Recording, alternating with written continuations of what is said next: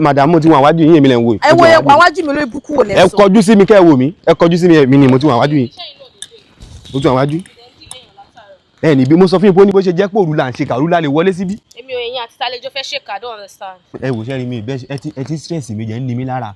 Ìgbà tẹ́ bá ti débi láti ọ̀sán tí mo ti sọ fún yín pé òru la lè wọlé síbẹ̀ yẹn. Ẹ bá mi argue mo ní òru la lè wọlé síbẹ̀. Ẹ dẹ̀ wà bí ẹ dẹ̀ ń pariwo lé mi lórí ẹ fẹ́ jẹ́ kí gbogbo àwọn àdúgbò mọ̀ pé ẹ jẹ́ ti wà bí ni. Mo ti bá yín jà náà kí ló ṣẹlẹ̀? Ó kébù là ń lọ gangan. Ó ṣe ti dalẹ̀. Ẹ wò ẹ̀yin yín tulẹ̀ wo yẹn. Ilé yẹn nìyẹn. Ṣàkàtà para aláwà. Ilé tí mo ti wà bíbá látàárọ̀. Tó dábì kó mọ dìdìrín yìí. Tó ń pariwo tó make oríṣiríṣi náà síbẹ̀ lẹ fẹ́ wá fi hàn mí. Ẹ jọ ariwo ló make. Tó ṣe mi lè comprehend. Oríṣiríṣi ariwo ni mo ń gbọ́ náà. Ẹ ń gbóhùn ẹyẹ ń bẹ̀. Of course. Ẹ ń gbóhùn ẹyẹ ń bẹ̀. I swear to God who made me. Ẹlẹ́yẹ gbàbẹ̀ kọjá nìyẹn. Bọ̀ kò lọ fàṣà. Ẹ sáré sanwó. Gbogbo tó tá package. Kí n sanwó bíi ti báwo? Are you normal? Kí n sanwó bíi tẹ́lẹ̀yẹ ń gbé ẹgbàá mi. Mi ní ẹlẹ́yẹ ń gbé bẹ̀. What are you talking about? Ẹ calm. Total package 10 million ni. Agreement and commission is 8 million. Agreement and commission 8 million. Èló wá gogo ni mama sọ fún landlord every year. 2 million lè máa fún landlord every year. But why is it too much? Kò kàn mí kàn mo nílé náà oyin landlord fẹ́ gbà nìyẹn náà. Tèmi ni mo ń sọ fún yín agreement and commission àti agent fee gbogbo ẹ̀. 8 million naira. Bẹ́ẹ̀ ni oye gbogbo. Why are you like this? Ẹ̀yin wà lára àwọn tó ń ba ìlú yìí jẹ́ o. Ẹ ṣe máa ní pé onílé màmá sọ 2 million fún onílé ẹ̀yin dẹ̀ fẹ́ gba 8 million.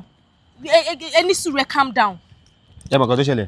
Mi ò ní time àwọn tó fẹ́ gbalé yẹn pọ̀. Ó yẹ ẹ ní sùúrù náà. Ẹ jẹ́ kí n máa la àwọn tó fẹ́ gbalé yẹn pọ̀. No, ẹ má lọ náà. Ẹ ní tẹ́ bá ní ẹ máa ti send látàárọ̀ náà. Àwọn tó lówó ló ń gbalé lọ́wọ́ mi. Call me your account.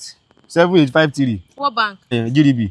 Kasala. Nara agent Kasala. No, agent bẹ́ẹ̀ o. Agent Kasala. Ẹ fẹ́ gbé pè ní agent Kasala ló wà bẹ́ẹ̀. Ẹ̀yin náà fi sí. Ẹ dẹ̀ lẹ́ẹ̀ rí. Ẹ̀yin náà fi sí.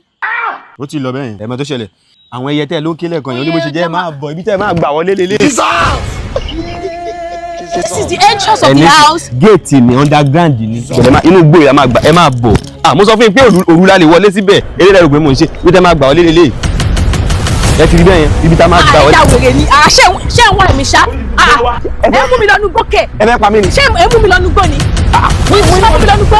Ẹ ní sùúrù ẹ jẹ́ ká máa. Ṣé kò rí yín fẹ́ bú? Ṣé pé fẹ́ nàgà mú ṣòro? Ẹ ní sùúrù. Ṣé mo pé mo ti sanwó fún yín? Ẹ mú mi wọnú gbó lọ. Ṣé mo jẹ́ ìwìn ni àbí mo já síwí kò yé mi? Ẹ̀ka mo sọ fún yín pé ó ní bó ṣe jẹ́. Ṣé rí ilé yìí ẹni tó ní oògùn owó ló ṣe. Ó dẹ̀ ní bó ṣe ṣàlàyé fún wa pé tá a bá fẹ́ mú yàn wọlé síbẹ̀ underground la máa gbà a máa gba ibi táwọn ẹlẹ́yẹ ti ń ṣe ìpàdé gbàbẹ̀ kọjá ní. Ó ṣoògùn owó ẹ̀dẹ̀ tún lérí láti sọ. No wọ́n ti kú ẹni tó ẹ káàmù. Refund me my money. Mi ò lè refund yìí. Àwọn àjọ̀nù tó ń gbé bẹ̀ wọ́n máa jẹ́ security sí yín ni. Kí lẹ jẹ́? Ṣé mo PSO3 to the IG? Ta ni? Olúbùkọ́lá. Àbúrò ẹ̀ ló dúró wájú yìí. A máa ní kó lọ gbàgbé yín sẹ́wọ̀n ní ẹja àwòrán ṣá. Ẹ fẹ́yàn mímọ̀ ṣọ̀rọ̀ jẹ́ tẹ́wọ́ mi sí mi. Àṣé kí n pàtí mi ni. Má kànáà bàyàn. Olórí burúkú. Làwọn tó ní ẹ́ 148. Olórí burúkú fẹ́ gba 8 million. Ẹ jẹ́ kí n send owó yín sí kí wọ́n fariwo náà. Ẹ pariwo lẹ́bi lórí. Hello 6 apá àti booking. Hello. 81 44 013 770. Ó ti lọ. Orúkọ olówó à ń bẹ. Ṣinṣin. Kò sí Olúbùkọ́lá ń bẹ. Bùkọ́lá ló parí ẹ̀. Ṣé ti wá ń lọ báyìí? Mo ti ń lọ nìyẹn. Ẹ ní délé láyọ̀. Ìwọ gan ò ní délé. Ṣé kí single mother rẹ̀ máa jẹ́? Ṣé ìpolówó sọ́nà ìṣẹ́ nǹkan tẹ́ wọ̀? Ok ìwọ. Ṣé mẹ́bí yín proud náà báyìí? Àtọ̀ tẹ́lẹ̀ dọ́mọ olórí burúkú. Kílẹ̀ ní? Bíbọ̀ ló dà sí. Ṣé ẹ̀ ń ṣe? Ẹ ní rí lébẹ̀ ṣe wà.